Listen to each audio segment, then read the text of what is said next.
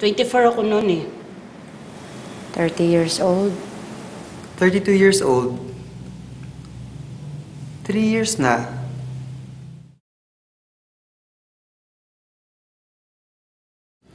Nakuha ko to sa husband kong seaman. HIV positive ako. Naaksidente siya sa barko noon. Nung na-hospital siya, natuklasan na may opportunistic infection siya. Kaya, tinest ang dugo niya. Doon, nalaman na HIV positive siya. Malamang, nakuha niya sa pakikipagtalik sa ibang babae sa labas ng bansa. Medyo wild ako noon eh. Kaya lahat, tinatry ko.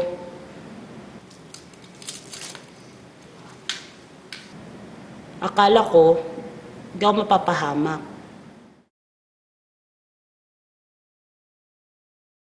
Alam ng pamilya at mga kaibigan ko, and they're very supportive. Sobrang nalungkot sila kasi nasa ospital ako noon. Dahil yung first ARV treatment ko, hindi ako hiyang. Yun, na-hospitalize ako. And then, yung brother ko, umiyak talaga. Alam mo yung iyak na parang may namatay? First stage pa lang ako, nakakuha na ako ng libreng gamot galing sa DOH.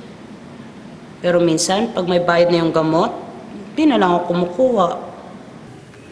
Maski mga bata pa sila, ang mga anak na namin na nag-aalaga sa amin, sinisigurado nila na regular ang pag-inom namin ng mga gamot. Sabi nga ng anak ko, gusto niya maging doktor para matulungan niya kami ng papa niya. Simula nung inamin ko na may HIV ako, wala naman ako naranasan na kahit na anong diskriminasyon.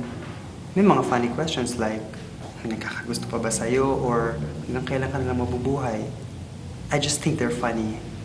But I never felt na may diskriminasyon. Yun yung difference ko sa iba. Malakas yung loob ko na aminin ang aking kalagayan. Ngayon, syempre, kailangan nang gumamit ng kondom.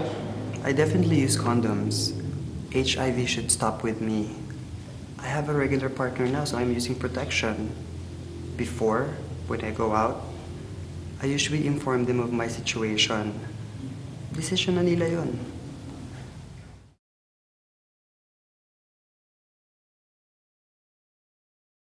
Sana magbigay pa ang gobyerno ng mas malaking tulong pinansyal sa mga taong kagaya namin.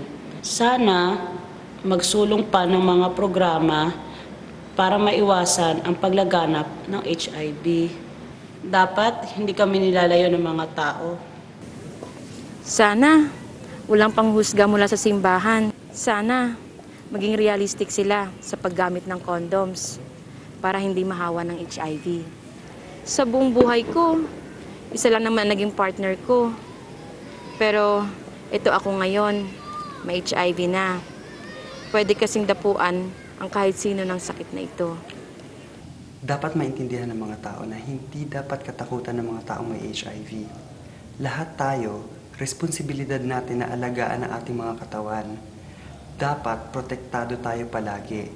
Dapat pag-aralan natin kung ano ang HIV, paano ito maiiwasan, paano ito mapipigilan, and we should not be afraid to talk about it.